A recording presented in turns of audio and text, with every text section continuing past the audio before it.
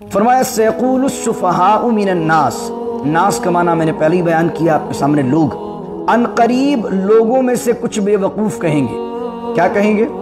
ما ولاہم عن قبلتہم التی، کس چیز نے پلٹوا دیا، مڑوا دیا، پھیر دیا ان کو ان کے قبلے سے، التی کانوا علیہا، جس قبلے پر یہ پہلے موجود تھے۔ اب اس آیت کا مطلب کیا ہے؟ اس آیت کا مطلب یہ ہے کہ علماء کے مابین اس بات میں اختلاف ہے، ڈفرنس آف اپینین ہے کہ مکے کے اندر جب حضور علیہ الصلوۃ والسلام پر نماز فرض ہوئی ہے تو حضور علیہ الصلوۃ والسلام نے کس طرف رخ کر کے نماز پڑھی ہے؟ تو کچھ کہتے ہیں کہ آغاز میں شروع سے ہی مکے میں بھی جب تھے تو بیت المقدس کی طرف ہی منہ کر کے نماز پڑھی ہے۔ کچھ علماء کہتے ہیں کہ نہیں، جب مکے میں تھے تو کعبے کی طرف پڑھی ہے، اور مدینے آنے کے بعد 16 سے 17 مہینے بیت المقدس کی طرف نماز پڑھی ہے۔ کچھ علماء یہ کہتے ہیں، ابن کثیر نے اور علامہ غلام رسول سیدی صاحب نے دونوں نے اپنی اپنی تفاسیر میں اس کو لکھا ہے۔ کچھ کہتے ہیں کہ جب حضور علیہ الصلوۃ والسلام مکے کے اندر نماز پڑھتے تھے کعبے کے پاس، تو جو مستجاب کی دیوار ہے جہاں پر آپ پورا راؤنڈ لے کر آتے ہیں طواف کا، اور مستجاب پر پہنچتے ہیں تو سب ربنا آتینا فی الدنیا کی دعا پڑھ رہے ہوتے ہیں، وہ جو مستجاب کی دیوار ہے حضور اس کی سیدھ میں نماز پڑھتے، تو کعبہ بھی سامنے ہوتا اور اسی کی سیدھ میں بیت المقدس تھا، تو دونوں قبلوں کی طرف نماز ہو جاتی تھی۔ تو حضور علیہ الصلوۃ والسلام نے مکے میں بھی کبھی ایسے نماز نہیں پڑھی کہ بیت المقدس کی طرف آپ نے رخ کیا ہو اور اس انداز سے رخ کیا ہو کہ کعبے کو پیٹ ہو گئی۔ تو مکے کے اندر بھی حضور نے جو نماز پڑھی ہے وہ بیت المقدس کی طرف بھی رخ ہوتا تھا اور کعبے کی طرف بھی رخ ہوتا تھا۔ اب نبی کریم صلی اللہ علیہ وسلم مدینہ شریف ہجرت کر جاتے ہیں اور حضور علیہ الصلوۃ والسلام مدینے پہنچ کر حکم دیتے ہیں کہ اب ہمیں بیت المقدس کی طرف نماز پڑھنی۔ بسم اللہ الرحمن الرحیم، رب اشرح لی صدری ویسر لی امری واحلل عقدۃ من لسانی یفقہوا قولی، اللہم صلی علی سیدنا و مولانا محمد معدن الجود والکرم وآلہ وصحبہ وبارک وسلم۔ سیقول السفہاء من الناس ما ولاہم عن قبلتہم التی کانوا علیہا قل للہ المشرق والمغرب یہدی من یشاء الی صراط مستقیم۔ سیقول، قالا یقول آتا ہے کہنے کے معنی میں۔ قالا جب کہا جائے گا تو پاسٹ کا ترجمہ کریں گے کہ انہوں نے کہا، اور یقولو جب آئے گا تو یہ فعل مضارع ہے اور اس میں پریزنٹ کا مطلب بھی ہوتا ہے اور فیوچر ٹینس بھی ہے، یعنی یقولو کا ترجمہ آپ یہ بھی کر سکتے ہیں کہ وہ کہتے ہیں، اور یہ بھی کر سکتے ہیں کہ وہ کہیں گے، یعنی پریزنٹ کا ترجمہ بھی کر سکتے ہیں اور فیوچر کا ٹینس بھی آپ استعمال کر سکتے ہیں۔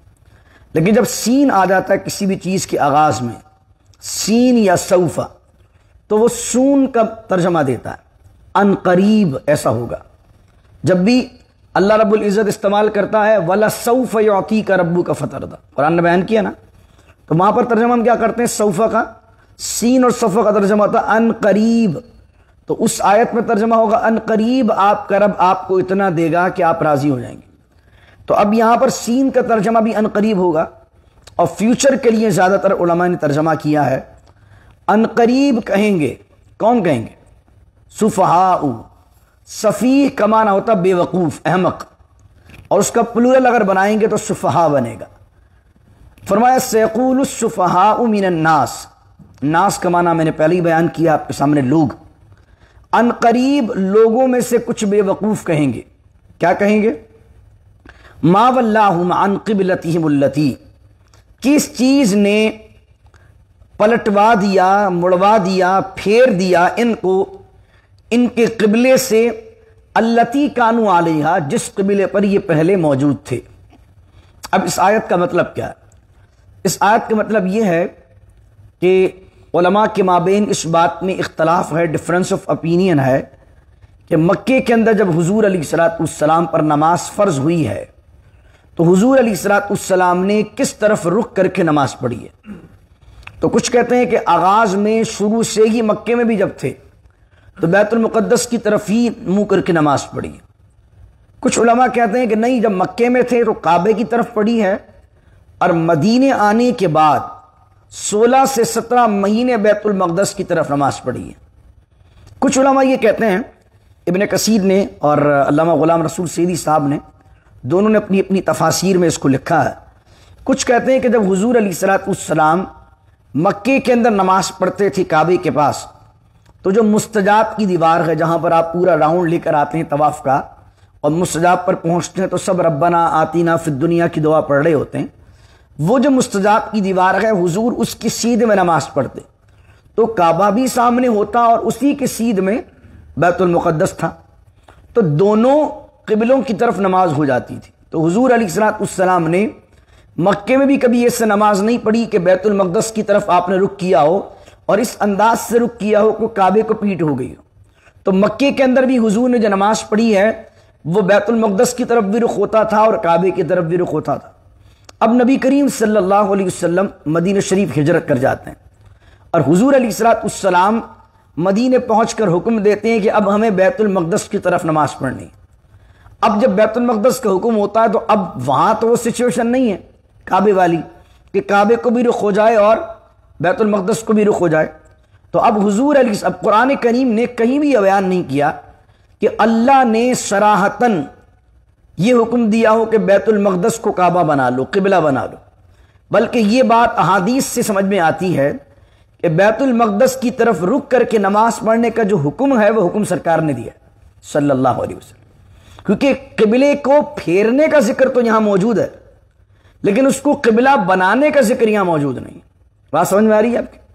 ایک ہے کہ اب بیت المقدس کو چینج کیا جا رہا ہے، قبلہ بدلا جا رہا ہے اور مسجد حرام کو قبلہ بنایا جا رہا ہے، لیکن یہ قبلہ پہلے بنایا کس نے اس کو، بیت المقدس کو؟ یہ قرآن کریم آپ کو کہیں نہیں ملتا۔ یعنی کہ یہ بات ہے کہ یہ نبی کریم صلی اللہ علیہ وسلم کا اپنا ذاتی اجتہاد ہے کہ حضور علیہ السلام نے مدینے پہنچ کر حکم دیا۔ اب 17 مہینے نماز پڑھی، اس کا ریزن کیا ہے؟ بیت المقدس کو بنایا پھر وہاں سے چینج کر کے واپس کعبے کو لے آئے، کیوں؟ وجہ کیا ہے؟ علماء نے بہت خوبصورت تفاصیل اور فلسفی لکھی ہے۔ کہتے ہیں کہ ایک تو ہوتا ہے ظاہری عمل دین کے اندر، سجدہ کر رہے ہیں آپ، فزیکل عبادت ہے، حج کر رہے ہیں، صفا مروہ کی صحیح کر رہے ہیں، یہ سب ہے ظاہر۔ ان سب کے پیچھے فلسفی کیا ہے؟ ان سب کے پیچھے فلسفی ہے اطاعت خداوندی، احکام خداوندی کو اس لیے بجا لانا کہ ہم اس کے بندے ہیں اور اس کے رب ہونے کا حق یہ ہے کہ ہم اس کی بات مانیں۔ یہ ہے ہر عبادت کے پیچھے فلسفی۔ ہمارے یہاں کیا ہے؟ ہم عبادت کرتے ہیں فزیکل جسٹ، اور عبادت کرتے ہوئے ذہن میں یہ تصور ہم مستحضر ہمیشہ نہیں رکھ پاتے کہ ہم یہ کیوں کر رہے ہیں، اس لیے کہ ہمارے رب نے حکم دیا ہے۔ ورنہ ایک لمحے کو سوچئے کہ صفا مروہ کے 7 چکریں دوڑے جا رہے ہیں، سبھی دوڑ رہے ہیں، کیا ریزن ہے اس کے پیچھے؟ بھائی سب دوڑ رہے ہیں، یہاں سے جا رہے ہیں وہاں، وہاں سے جا رہے ہیں یہاں، یہاں سے جا رہے ہیں وہاں، وہاں سے جا رہے ہیں یہاں۔ کوئی پوچھ لے بھائی کیوں بھاگ رہے ہو، کیا کوئی وہاں پر چیز مس ہو گئی ہے تمہاری؟ تو اب اگر فزیکل چیز کو دیکھیں گے تو آپ سوچیں گے کہ تو صرف دوڑ ہی دوڑ ہے، لیکن اس کی فلسفی کے پیچھے آپ جائیں گے تو اس سے مراد کیا ہوگی کہ یہ رب نے حکم دیا ہے تو رب اب ہمیں 7 کا 14 چکر کا حکم دے دے تو ہمیں اس کی اطاعت پر جانا ہے۔ اور اس نے کیوں حکم دیا ہے؟ جس طرح میں نے جناب سیدہ ہاجرہ کی مثال دی تھی 2 دن پہلے، تو اس رکوع کو شروع کرنے سے پہلے 2 رکوع پہلے اللہ نے پورا ماحول کریٹ کیا۔ پہلے ابراہیم علیہ السلام کا قصہ، پھر کعبے کو بنانے کا قصہ، پھر یعقوب علیہ السلام کا قصہ کہ کس طریقے سے ابراہیم علیہ السلام کی جو اولاد تھی انہوں نے کعبے کی اہمیت کی۔ اب یہ بات آ رہی ہے، قبلہ اس لیے چینج کیا کہ آدمی دین اس کو سمجھے کہ جو رب نے حکم دیا ہو، دین اس کو نہ سمجھے جو اس کا دل چاہ رہا۔ اب مشرکین مکہ تھے جو مکے سے تعلق رکھتے تھے، ان کو اپنے علاقے میں موجود مسجد سے بڑی محبت تھی، تو یقیناً اپنے علاقے میں اپنے محلے کی چیز کو اگر امپورٹنس مل جائے تو آدمی کہے گا یار اپنا تو کام ہو گیا کہ ہمارے محلے کی چیز تھی اور ہمارے علاقے میں آ گئی۔ اس لیے اسلام نے کیا چاہا کہ تمہاری من پسند چیز دین نہ ہو، بلکہ تمہاری من پسند ہو ہی وہ جو رب نے حکم دیا۔ یہ پریکٹس کروائی جا رہی کہ جو عقیدہ تمہیں بنانا ہے وہ اپنے دل میں کوئی ایک بت بنا کر اس کو نہیں پوجنا، بلکہ عقیدہ بنانا ہے رب کی اطاعت پر، رب کے حکم پر۔ اللہ آج کہہ دے مشرق کی طرف مڑ جاؤ، بس مڑ جاؤ۔ اللہ آج کہہ دے مغرب کی طرف مڑ جاؤ، مڑ جاؤ۔ اللہ کہہ دے نہیں بھائی کل سے جو فجر پڑھنی ہے وہ شمال کی طرف منہ کر کے نماز پڑھنی ہے، اللہ نے کہا کر دیں۔ ہمیں چیزوں سے اس لیے محبت ہے کہ انہیں رب نے کہا ہے، ورنہ کعبہ ایک سٹی ہے، مکہ ایک سٹی ہے، جس طرح نیو یارک ہے اس طرح مکہ ایک سٹی ہے، لیکن مکے کی اہمیت کیوں ہے کہ اللہ نے اس کو اہمیت دی ہے۔ مدینہ بھی ایک سٹی ہے جس طریقے سے کوئی ایک دنیا کا عام سٹی ہے، لیکن اس کی اہمیت، اس کی فضیلت، اس کی شان کیوں ہے کہ رسول اللہ کے صدقے اس کو عزت ملی ہے۔ تو ہمیں پتہ چلے کہ ان شہروں کی ہر برکت اللہ کی وجہ سے ہے، اللہ کے حکم کی وجہ سے۔ یہ ہے ہر عبادت کے پیچھے ایک فلسفی۔ تو یہ قبلے کی چینجنگ صرف اس لیے ہے کہ آدمی کو یہ پریکٹس کروائی جائے کہ چیزوں میں تم اہمیت نہ ڈھونڈو، اہمیت ڈھونڈو رب کے حکم میں، جس اہمیت کی وجہ سے چیزوں میں اہمیت آ جاتی ہے۔ جس طرح حضرت عمر فاروق رضی اللہ عنہ نے فرمایا، اے حجر اسود، اگر تجھے رسول اللہ نے نہ چوما ہوتا تو میں تجھے نہ چومتا، یعنی رسول اللہ کے چومنے کی وجہ سے اس کی بڑی اہمیت ہے۔ کعبہ 4 دیواری ہے لیکن وہ رب کے گھر کے منسوب ہونے کی وجہ سے بڑا اہم ہے۔ مسجد حرام اسلام کے لیے اور دنیا میں پہلا عبادت خانہ ہے خدا کا، اس لیے اس کی بڑی اہمیت ہے، اور وہ عبادت خانہ مکے میں موجود ہے، اس لیے مکے کی بڑی اہمیت ہے۔ مدینے میں رسول اللہ کا روضہ ہے، اس لیے مدینہ، اس لیے عطار جانو دل سے ہے پیارا، کہ رہتے ہیں میرے آقا میرے دلبر مدینے۔ رسول اللہ اس شہر میں موجود ہیں، ہمارے لیے دنیا کے سارے شہروں سے بڑھ کر عظیم شہر وہ ہے۔ تو پتہ چلا چیزوں کی فزیکل مٹیریل ورلڈ کی اہمیت نہیں ہے، بلکہ جس رب نے جس کو اہمیت دی ہے ہمارے نزدیک وہ اہم ہے۔ تو یہ پریکٹس کروائی گئی، پریکٹس کروائی، حضور نے 17 مہینے نماز پڑھ لی۔ اب حضور علیہ السلام کو حکم دیا گیا، اے حبیب آپ مڑ جائیے، پھر جائیے مسجد حرام کی طرف۔ تو اب مشرکین نے اعتراض کیا کہ یہ کیسا دین ہے، کبھی 16-17 مہینے کہیں حکم ہوتا ہے، کہیں 16-17 مہینے کہیں حکم ہوتا ہے۔ یہودی ابتدا میں بڑے خوش تھے کہ چلو ابھی مسلمان ہمارے قبلے تک تو آ گئے ہیں، ان قریب یہ پورا دین ہمارا اڈاپٹ کر لیں گے، یہ تو ہماری والی بات کر رہے ہیں، چلو تھوڑی تھوڑی بات ہماری کرنا شروع ہوئی ہے۔ امام بخاری نے حدیث لکھی کہ یہاں سفہا، بے وقوفوں سے کون مراد ہے؟ فرمایا اس کے مطلب سب سے زیادہ مخاطب یہودی ہیں، کیونکہ سب سے زیادہ ہٹ دھرمی اور سب سے زیادہ تکلیف قبلے کے بدل جانے سے یہودیوں کو ہوئی تھی، کیونکہ بیت المقدس کی طرف وہ بھی نماز پڑھتے تھے۔ تو اللہ نے بیان کیا ایک آیت کے اندر کہ یہ تم سے جھگڑ رہے ہیں، حالانکہ بیت المقدس کے معاملے کے اندر بھی یہودی اور عیسائی جو ہیں وہاں پر یہ اندر جا کر بھی ان کے قبلے الگ ہیں، یعنی یہودی اندر جاتے تھے تو وہ پڑھتے تھے مغرب کی طرف منہ کر کے عبادت، اور جب بیت المقدس کے اندر عیسائی جاتے تھے تو قرآن نے بیان کیا سورہ مریم میں مکان شرقیہ، تو حضرت مریم علیہ السلام کا جو حجرہ تھا وہ مشرق کی طرف تھا بیت المقدس کے اندر، تو عیسائی جاتے تھے تو وہ مشرق کی طرف منہ کر کے عبادت کرتے تھے، اور یہودی جاتے تھے تو مغرب کی طرف منہ کر کے نماز پڑھتے تھے یا عبادت کرتے تھے۔ تو اللہ نے فرمایا یہ جب بیت المقدس کے اندر خود بھی جاتے ہیں تو وہاں پر بھی الگ الگ تقسیم ہو جاتے ہیں۔ تو یہ ان کا اعتراض کرنا، یہ تو بے وقوف لوگ ہیں۔ اللہ اکبر۔ تو اب یہودیوں کا بھی یہ معاملہ تھا کہ انہوں نے بڑی مخالفت کی، تو اللہ نے پہلے ہی مخالفت سے پہلے ہی کہہ دیا ان قریب بے وقوف کہیں گے، یعنی ابھی حکم نازل کیا ہے، ابھی یہودیوں نے، مشرکین نے، عیسائیوں نے کہا نہیں ہے، لیکن اللہ نے پہلے کہہ دیا۔ اب اللہ اس کے جواب کیا دے رہا ہے؟ اے حبیب قل، فرما دیجیے، کیا فرما دیجیے؟ للہ المشرق والمغرب، اللہ ہی کے لیے ہے مشرق اور مغرب۔ جب مشرق اور مغرب کہا جاتا ہے تو محاورے میں مشرق و مغرب کہا جاتا ہے، لیکن سمتیں چاروں مراد ہوتی ہیں، مشرق، مغرب، شمال، جنوب، لیکن محاورے میں بولنے میں یہ آتا ہے مشرق سے مغرب تک آپ کو یہ چیز کہیں نہیں ملے گی۔ تو اس کا مقصد یہ نہیں ہوتا کہ شمال اور جنوب میں مل جائے گی، بلکہ شمال اور جنوب بھی مشرق اور مغرب کہنے میں مراد ہوتے ہیں۔ تو وہی محاورہ قرآن نے استعمال کیا، قل اللہ المشرق والمغرب، اور اے حبیب فرما دیجئے مشرق اور مغرب اللہ کا ہے، یعنی کہ تم خدا کو کسی ایک قبلے میں، کسی ایک سمت میں محدود نہ کرو، بلکہ چاروں سمتیں میرے اللہ کی ہیں، وہ جب چاہے، جیسے چاہے، جس کو چاہے کہیں کبھی حکم کر دے۔ اچھا قبلہ کیوں کہتے ہیں؟ قبلہ کو قبلہ اس لیے کہتے ہیں کہ عربی میں جو قبل کا جو معنی آتا ہے وہ ہوتا ہے سامنے ہونا، جس طرح ہم کہتے ہیں ہے کوئی مد مقابل، اردو میں بھی استعمال کہتے ہیں۔ مد مقابل کا مطلب کیا ہوتا ہے کہ جو بالکل سامنے آپ کے آج موجود ہو جائے. تو چونکہ قبلہ بندے کے سامنے ہوتا ہے اس لیے اس کو کہتے ہیں قبلہ.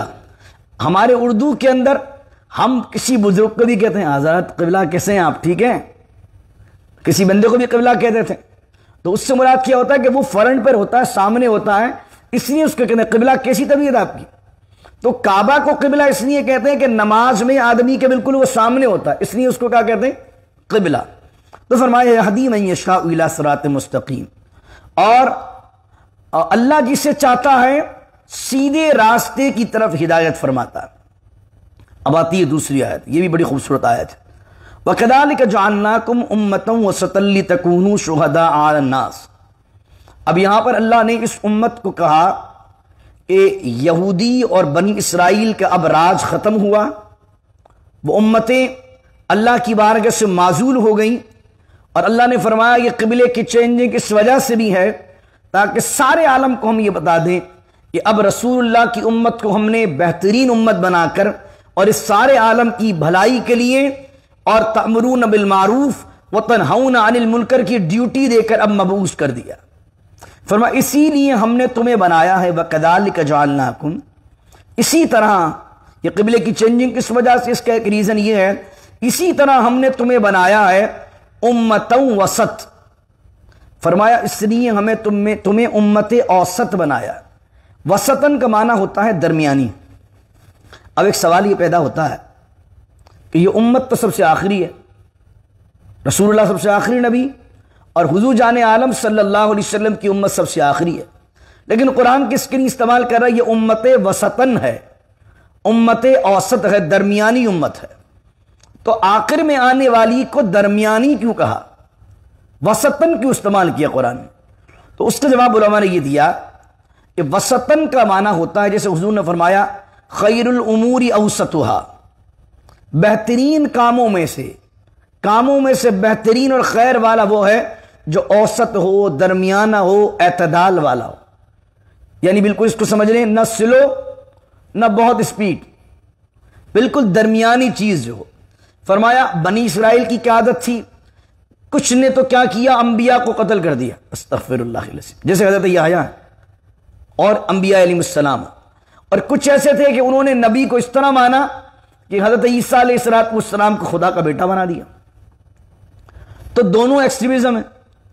اب اس کے اندر بیچ کی راہ کیا ہے؟ وہ امت محمد ہے. نبی کو نبی مانو, خدا کا بندہ مانو, شان و عظمت والا مانو, لیکن خدا نہ مانو, نہ خدا کا بیٹا مانو, اور نہ ایسا مانو کہ جس طریقے سے بنی اسرائیل نے قتل کر دیا. اللہ اکبر. تو اس لیے اس امت کو امت اوسط بنایا, لیکن اس کا ترجمہ علماء نے بہترین بھی کیا. اسی طرح ہم نے اس امت کو بہترین بنایا. تو سوال یہ پیدا ہوتا ہے کہ یار وسط کا ترجمہ بہترین کیسے ہو سکتا ہے, یہ تو درمیانہ ہو سکتا ہے. تو اس کے جواب علماء نے اس لیے دیا, فرمایا اس لیے کہ ہر چیز میں بیچ کا حصہ جو ہوتا ہے وہ بڑا شاندار ہوتا ہے. آپ بن کباب میں دیکھیے, اوپر بھی بن ہے, نیچے بھی بن ہے, اور اصل چیز کہاں ہے؟ بیچ کے اندر ہے. ٹھیک ہے, اب آپ دیکھ لیجئے, یہ میں سمجھانے کے لیے عرض کر رہا ہوں آسانی سے آپ کو. اس طرح آپ دیکھ لیجئے, آدمی کی عمر دیکھ لیجئے, بچپن ہے, جوانی ہے اور بڑھاپا ہے. اس میں مجھے بتائیے کیا سب سے بہترین ہے؟ جوانی بہترین ہے. اس طریقے سے دیکھتے جائیے, زندگی میں ہر چیز دیکھ لیں آپ, جو مڈل ہے نا وہ سب سے بہترین چیز ہوتی ہے. اللہ اکبر. تو وہی بات فرمائی گئی, بہترین امت اس لیے ہے کہ اللہ نے اسے امت اوسط کا درجہ دیا ہے کہ ہر چیز کا درمیانہ شاندار اور بہترین ہوتا ہے. تو تم بھی اس امت کو بہترین بنایا ہے کہ تمہیں امت اوسط بنایا. پھر ایک شان بیان کی اس امت کی, فرمایا لِتَكُونُوا شُهَدَاءَ عَلَى النَّاسِ, اور ہم نے تمہیں بنایا ہے اور تم ہو شہداء, شہید کی جمع. شہداء کہتے ہیں گواہ کو, یعنی ہم نے تمہیں گواہ بنایا ہے لوگوں پر. علی الناس, علی مانے پر, ناس مانے لوگ, ہم نے تمہیں لوگوں پر گواہ بنایا ہے. اس سے دو مراد علماء نے لیے. علماء نے یہ لیے کہ بھائی کسی بندے کو آدمی ڈیوٹی پر اپوائنٹ کر دے کہ میری موجودگی میں میں تمہیں اس چیز کا سپرد کر رہا ہوں, جو جو معاشرے میں ہوگا، جو جو اس علاقے میں ہوگا، جو جو آفس میں ہوگا، یہ تمہاری ذمہ داری ہے کہ تم مجھے رپورٹ کرو گے، تو یقیناً اس کو ایک ذمہ داری تفویض کر دی جاتی ہے۔ تو اس امت کو شہداء بنا دیا، یعنی دعوت کی ذمہ داری سارے عالم کے لیے اللہ نے امت محمد کو دے دی صلی اللہ علیہ وسلم۔ دوسرا ایک بات یہ ہے کہ یہ امت کا جو میجورٹی ہے، امت کا جس کو اجماع کہتے ہیں شریعت کے اندر، امت کا جو اجماع ہے وہ بھی شریعت کے اندر ایک اتھارٹی ہے۔ وہ کس طریقے سے؟ بخاری مسلم کے اندر روایت ہے، نبی کریم صلی اللہ علیہ وسلم کی بارگاہ میں سے ایک جنازہ گزرا، لوگوں نے اس کی بڑی تعریف کی کہ بہت اچھا آدمی تھا، بہت خیر والا آدمی تھا، ہمیشہ اپنی ذات سے بھلائی پہنچاتا تھا، جیسا کہ مفہوم حدیث کا۔ تو حضور علیہ السلام نے فرمایا وجبت، واجب ہو گئی۔ کچھ دیر بعد ایک اور جنازہ گزرا، اور ایک روایت کے اندر ہے کہ چند دن بعد ایک اور جنازہ گزرا، تو لوگوں نے اس کی برائی کی کہ بڑا برا آدمی تھا، ایسا تھا ایسا تھا ایسا تھا۔ حضور نے فرمایا وجبت، واجب ہو گئی۔ صحابہ کرام علیہم رضوان نے عرض کی یا رسول اللہ صلی اللہ علیہ وسلم، حضور ایک جنازہ گزرا تھا، لوگوں نے تعریف کی تھی تو آپ نے فرمایا تھا وجبت، اور اس کے بعد یہ جنازہ گزرا ہے، لوگوں نے برائی کی تھی تو حضور نے فرمایا وجبت، تو حضور کیا واجب ہو گئی؟ تو میرے آقا نے فرمایا تم زمین پر اللہ کے گواہ ہو، یہ آیت، تم زمین پر اللہ کے گواہ ہو، جس کی تم نے تعریف کی اس پر جنت واجب ہو گئی، جس کی تم نے برائی کی اس پر جہنم واجب ہو گئی۔ اب آج اور میں اور آپ محاسبہ کر لیں کہ ہم جب مریں گے تو دنیا، ہم سے وابستہ لوگ، ہمارے پڑوسی، ہمارے دوست، ہمارے رشتہ دار، ہمارے مرنے کے بعد کیا کہیں گے؟ آدمی آج اپنا محاسبہ کر لینا کہ اگر ہمارے جانے کے بعد دنیا کہ ارے اللہ کا شکر ہے مر گیا، سکون ہو گیا، تو ایسا نہ سمجھو کہ تم جب جاؤ تو لوگ خوشیاں منا رہے ہو کہ یار یہ مر گیا، اس نے بڑا فتنہ پھیلایا ہوا تھا، بلکہ تم جاؤ تو ہر آنکھ نم ہو کہ تمہارے جانے سے اتنا خلا دنیا میں پیدا ہو جائے کہ لوگ تمہارے مثل کو یاد کریں کہ یار کوئی اس جیسا ہو، بڑا بہترین ایکٹیو آدمی تھا، بہت بھلائی کے کام کرنے والا تھا۔ اللہ اکبر۔ تو اللہ اکبر، وہ کہا نا کہ عرش پر دھومیں مچیں، وہ مومن صالح ملا، واسطہ پیارے کا، شعر ہے، واسطہ پیارے کا ایسا ہو کہ جو سنی مرے، یوں نہ فرمائیں تیرے شاہد کہ وہ فاجر گیا۔ واسطہ پیارے کا یعنی سرکار کا واسطہ، واسطہ پیارے کا ایسا ہو کہ جو سنی مرے، یعنی اہل سنت کے نظریات پر رسول اللہ کی عظمت و شان کو مانتے ہوئے دنیا سے جائے۔ واسطہ پیارے کا ایسا ہو کہ جو سنی مرے، یوں نہ فرمائیں تیرے شاہد، شاہد یعنی فرشتے، یوں نہ فرمائیں تیرے شاہد کہ وہ فاجر گیا۔ فاجر معنی گنہگار۔ کوئی یہ نہ کہہ رہے یہ تو بڑا گنہگار گیا، ارے گیا، یہ گیا تو دنیا میں سکون ہو گیا۔ واسطہ پیارے کا ایسا ہو کہ جو سنی مرے، یوں نہ فرمائیں تیرے شاہد کہ وہ فاجر گیا۔ عرش پر دھومیں مچیں، وہ مومن صالح ملا، فرش سے ماتم اٹھے، وہ طیب و طاہر گیا۔ یعنی عرش پر جب اس کی روح پہنچے تو ملائے اعلیٰ فرشتے کہیں ارے مومن صالح آیا، اور فرش پر کیا ہو رہا ہو؟ ماتم ہو رہا ہو۔ فرش پر لوگ غمگین ہوں کہ ارے کتنا طیب و طاہر آدمی دنیا سے چلا گیا۔ تو ہم جو ہیں اللہ کے گواہ ہیں۔ ہر شخص اگر یہ سوچ لے کہ میری ذات لوگوں کے لیے شر کا باعث ہے یا خیر کا باعث ہے، تو اگر خیر کا باعث ہے تو تمہارے جانے پر لوگ نم ہوں گے، اور تمہاری ذات اگر شر کا باعث ہے اور تم فتنے کا باعث ہو سوسائٹی میں، کمیونٹی میں، علاقے میں، تو ایسے ہونے سے بچو کہ لوگ تمہاری موت کی تمنا کریں کہ یار یہ بندہ مرے گا کب، یہ مرے تو زندگی میں سکون ہو جائے۔ استغفر اللہ۔ ایک معنی تو یہ علماء نے بیان کیا۔ دوسرا معنی یہ بیان کیا کہ کل قیامت کا دن ہوگا، بخاری میں حدیث ہے، حضرت نوح علیہ السلام کو اللہ بلائے گا اور آپ کی قوم کو بھی بلائے گا۔ حضرت نوح علیہ السلام سے پوچھے گا کہ کیا آپ نے دعوت دی تھی؟ تو حضرت نوح علیہ السلام فرمائیں گے مالک جو تو نے مجھے حکم کیا میں نے تمام کے تمام اپنی قوم کو بتا دیا۔ اب حضرت نوح علیہ السلام کی قوم سے پوچھا جائے گا کیا نوح علیہ السلام نے دعوت دی جو ہم نے نوح کی طرف وحی کی؟ تو حضرت نوح علیہ السلام کی قوم انکار کر دے گی کہ ہمارے پاس تو کوئی نبی نہیں آیا، ہمیں تو کسی نے دعوت ہی نہیں دی۔ تو اللہ جانتا ہے کہ یہ جھوٹ بول رہا ہے اور میرا نبی سچا ہے، میرا نبی سچ بول رہا ہے، لیکن رسول اللہ کی شان بڑھانے کے لیے اور حضور کی امت کی شان بڑھانے کے لیے امام بخاری نقل کرتے ہیں کہ اللہ رب العزت پوچھے گا نوح کیا تمہارے پاس کوئی گواہ ہے کہ جو تمہاری گواہی دے کہ تم نے اپنی قوم کو دعوت دی ہے؟ تو حضرت نوح علیہ السلام فرمائیں گے ہاں میرے پاس گواہ ہے۔ تو نوح علیہ السلام سے پوچھا جائے گا کون گواہ ہے؟ تو حضرت نوح فرمائیں گے سرکار دو عالم صلی اللہ علیہ وسلم کے جو امتی ہیں، امت محمد میری گواہ۔ اب امت محمد کو بلایا جائے گا صلی اللہ علیہ وسلم، جو صالحین ہوں گے ان کو بلایا جائے گا اور کہا جائے گا کہ تم گواہی دیتے ہو کہ حضرت نوح علیہ السلام نے اپنی قوم کو دعوت دی؟ تو کہیں گے ہاں مالک ہم گواہی دیتے ہیں کہ تیرے اللہ کے نبی نوح علیہ السلام سچے ہیں اور انہوں نے اپنی قوم کو تیرے دین کی دعوت دی ہے۔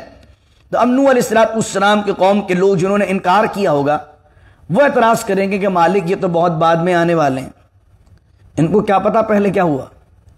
تو جو بندہ آیا ہی بعد میں ہے اس کو پہلے کی خبر کیا، پھر اس پر گواہی کیا؟ تو اللہ رب العزت اب یہ سوال امت محمد سے پوچھے گا صلی اللہ علیہ وسلم کہ ہاں بھائی تمہیں تو بعد میں بھیجا، نوح تو تم سے بہت پہلے کے ہیں، تو تم نے کیسے گواہی دے دی ان کے متعلق؟ تو امت محمد صلی اللہ علیہ وسلم کہے گی اے مالک تیرا نبی سچا، تیرا کلام سچا، تیرے نبی نے بتایا کہ اللہ کا ہر نبی دعوت دے کر گیا ہے، اور تیرا کلام قرآن ہمیں بتاتا تھا کہ تیرے ہر نبی نے دعوت کا کام کیا ہے، تو ہم نے اس سے جانا، تو اب یہ گواہی دی جائے گی۔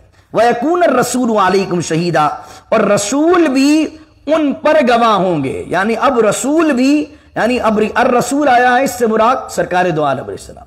جب یہ بات امت محمدیہ صلی اللہ علیہ وسلم کرے گی تو اب رسول اللہ بھی گواہی دیں گے کہ ہاں یہ بات صحیح کر رہے ہیں، میں نے انہیں بتایا ہے۔ تو اس لیے اللہ نے اس امت کی بڑی شان اور عظمت اور فضیلت بلند کی ہے۔ لیکن یہاں پر شہداء فرمایا، گواہ بنایا ہے، تو ایک اور پہلو یاد رکھیں، گواہ کی گواہی کے لیے شرط ہے دنیاوی بھی کہ وہ جھوٹا نہ ہو، چور نہ ہو، مکار نہ ہو، دغاباز نہ ہو، فتنہ باز نہ ہو۔ اللہ نے ہمیں گواہ بنایا، لیکن کیا ہم اس گواہی کے قابل ہیں؟ یہ گواہی تو ولی دیں گے، یہ گواہی تو نیک لوگ دیں گے، لیکن ہم تو گواہ بننے کے ہی قابل نہیں۔ جھوٹے ہم ہیں، دغاباز ہم ہیں، فتنہ باز ہم ہیں، دھوکے باز ہم ہیں، استغفر اللہ العظیم۔ آج اللہ نے وہ عظمت والی فضیلت ہمیں دی تھی کہ امت اوسط بنایا تھا، بہترین امت ہمیں بنایا ہے، اور ہمیں ساری اقوام پر یہاں تک کہ نبیوں کی بھی گواہی دینے کے لیے چنا ہے۔ تو ہم اپنے آپ کو پہلے اس گواہ بننے کے قابل تو کریں۔ پھر فرمایا وما وَيَكُونَ الرَّسُولُ عَلَيْكُمْ شَهِيدًا، اور نبی علیہ السلام بھی اس امت پر گواہ ہیں۔ گواہ سے مراد یہاں علماء نے اس آیت کے ٹکڑے سے مراد یہ لی ہے کہ حضور صلی اللہ علیہ وسلم بھی اپنی امت کے اعمال سے باخبر ہیں۔ نبی کریم علیہ السلام کی ایک حدیث ہے، حیاتی خیر لکم ومماتی خیر لکم صلی اللہ علیہ وسلم۔ حضور فرماتے ہیں کہ میری حیات بھی تمہارے لیے بہتر اور میری موت بھی تمہارے لیے بہتر۔ صحابہ کرام علیہم رضوان نے عرض کیا یا رسول اللہ صلی اللہ علیہ وسلم یہ کیسے؟ تو عرض کیا کہ جب میں حیات ہوں تو تمہارے لیے دعا کرتا ہوں، حدیث پاک کا مفہوم، اور جب میں انتقال کر جاؤں گا تو پھر تمہارے اعمال نامے فرشتے میری بارگاہ پیش کریں گے، تو جن کے نیک اعمال دیکھوں گا تو خوش ہوں گا، اور جن کے برے اعمال دیکھوں گا تو ان کے لیے استغفار کروں گا۔ اللہ اکبر۔ تو رسول کریم صلی اللہ علیہ وسلم کا دامن رحمت بڑا وسیع ہے، اس لیے نبی کریم علیہ السلام کے بارے میں احادیث ملتی، حضور نے خود فرمایا کہ جو شب جمعہ اور جمعے کے دن مجھ پر درود شریف پڑھتا ہے اس کا نام اس کے والد کے نام کے ساتھ فرشتے میری بارگاہ میں پیش کر دیتے ہیں۔ تو جمعرات کی جب رات آئے حضور پر درود پڑھا کریں، جمعے کا دن آتا ہے تو آپ دیکھتے ہیں اہل سنت کی مساجد میں جمعے کے بعد باقاعدہ کھڑے ہو کر درود شریف اور سلام پڑھنے کا جو اہتمام کیا جاتا ہے وہ اس لیے اسی حدیث کو دیکھ کر کیا جاتا ہے تاکہ ہم سب مل کر اجتماعی طور پر رسول اللہ پر سلام پڑھیں اور حضور کی بارگاہ کے اندر وہ ہمارا سلام فرشتے پہنچا دیں، اور حضور علیہ السلام ہمارے اس درود و سلام پر وَيَكُونُ الرَّسُولُ عَلَيْكُمْ شَهِيدًا کے تحت گواہ بن جائیں۔ اور کل محشر کے دن حضور ہماری اس بات پر شفاعت کر دیں کہ ہاں یہ تو وہی غلام ہیں جو ڈیلس کے اندر، جو پلانوں کے اندر، جو فنا زمین کے خطے میں مجھ پر دنیا میں صلاۃ و سلام پڑھا کرتے تھے۔ پھر آیت مکمل کرتا ہوں، پھر اختتام کرتا ہوں۔ وما جعلنا القبلۃ التي كنت عليها، اور یہ جو ہم نے قبلہ بنایا ہے مسجد حرام کو، یہ کیوں بنایا ہے جس پر تم تھے؟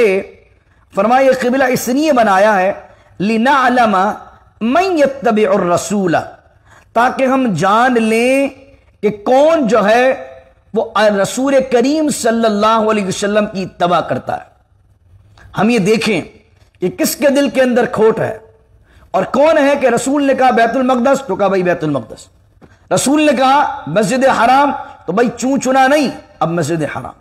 کون ہے جو رسول کی اتباع کرتا؟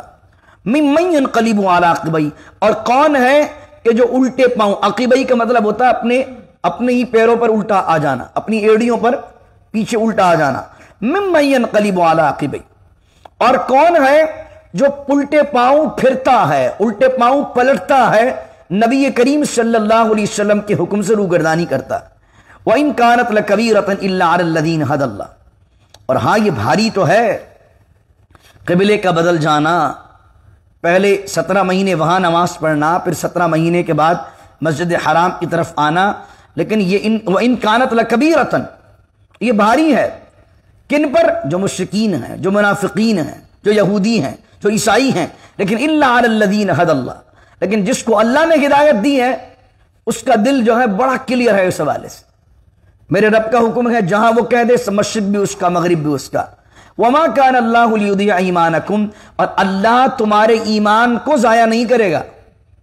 اب یہ مومنوں سے خطاب ہو گیا، اس وجہ سے کہ مسلمانوں کے دل میں یہودیوں نے ایک اور ٹینشن ڈال دی۔ انہوں نے کہا کہ بھائی اگر یہ 17 مہینے کے بعد مسجد حرام ہی قبلہ ہے تو وہ لوگ جو مکے کے اندر 10 سال نمازیں پڑھتے ہوئے ہیں تو ان کی تو نمازیں قبول نہیں ہوئی۔ استغفر اللہ، یہ مسئلہ ڈال دیا ان کے دماغ کے اندر۔ استغفر اللہ استغفر، ابھی نئے مسلمان تھے، جو پرانے تھے سابقون الاولون تھے ان کے دل تو بڑے شرع صدر تھے، جو ابھی نئے اسلام لائے تھے بھولے بھالے مسلمان تھے، ان کے دماغ میں بڑا ڈل دی بھائی یہ تو اتنے عرصے بعد اب جا کے مسجد حرام قبلہ چینج ہوا ہے، جو بیت المقدس کی طرف سے اتنے سالوں سے تم نے نمازیں پڑھی ہیں وہ ساری نمازیں ضائع۔ تو اللہ نے مسلمانوں کو تسلی دی بھائی نماز پڑھی کس کے لیے؟ ڈائریکشنز کے لیے پڑھی، اللہ کے لیے پڑھی؟ جب اللہ کے لیے پڑھی ہے تو ہم ہی حکم دے رہے ہیں نا، وما كان اللہ لیضیع ایمانکم، اور اللہ تمہارے ایمان کو ضائع نہیں کرے گا۔ یہاں علماء نے دوسری ایک اہم بات کی، فرمایا نماز کی ٹینشن تھی انہیں، لیکن نماز کو کس کا درجہ دیا اللہ نے؟ ایمان کا۔ نماز کو ایمان کا درجہ دیا، یعنی ایمان تب کامل ہوتا ہے جب بندہ نمازی ہو جاتا۔ وما كان اللہ لیضیع ایمانکم، اللہ ضائع نہیں کرنا چاہتا تمہارے ایمان کو، کیونکہ ان اللہ بالناس لرؤوف الرحیم، بے شک اللہ تو لوگوں پر رؤوف بھی ہے رحیم بھی ہے۔ اللہ رب العزت مشقت میں لوگوں کو نہیں ڈالتا، بلکہ اللہ تو لوگوں پر مہربان ہے، وہ تو 70 ماؤں سے زیادہ اپنے بندے سے محبت کرتا ہے، وہ تو بخشنے کے، ریوارڈ کرنے کے، عظمت و شان بڑھانے کے وہ تو بہانے ڈھونڈتا ہے۔ اس کی رحمت جو ہے وہ بندے کو بخشنے کے لیے بہانہ ڈھونڈ رہی ہوتی ہے۔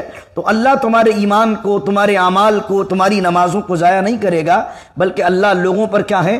رؤوف الرحیم، رؤوف بھی ہے اور رحیم بھی ہے۔ دعا کیجیے اللہ رب العزت سے اللہ ایمان کامل عطا فرمائے، اور اللہ نے جو ہمیں بہترین امت بنایا ہے اللہ ہمیں اس قابل کر دے، اس کا اہل کر دے، جو خصوصیات اور کمالات اللہ نے مومنوں کے قرآن نے بیان کیے اللہ ان تمام خصوصیات سے ہمیں مزین کر دے۔ بسم اللہ الرحمن الرحیم، الحمدللہ رب العالمین، الصلاة والسلام علی اشرف الانبیاء والمرسلین، ربنا آتنا فی الدنیا حسنہ وفی الآخرۃ حسنہ وقنا عذاب النار، ربنا اتمم لنا نورنا واغفر لنا انک علی کل شیء قدیر، ربنا هب لنا من ازواجنا وذریاتنا قرۃ اعین واجعلنا للمتقین اماما، ان اللہ ملائکتہ یصلون علی النبی یا ایھا الذین آمنوا صلوا علیہ وسلموا تسلیما، اللہم صل علی سیدنا ومولانا محمد معدن الجود والکرم وآلہ وصحبہ وبارک وسلم، سبحان ربک رب العزة عما یصفون والسلام علی المرسلین والحمد للہ رب العالمین لا الہ الا اللہ محمد الرسول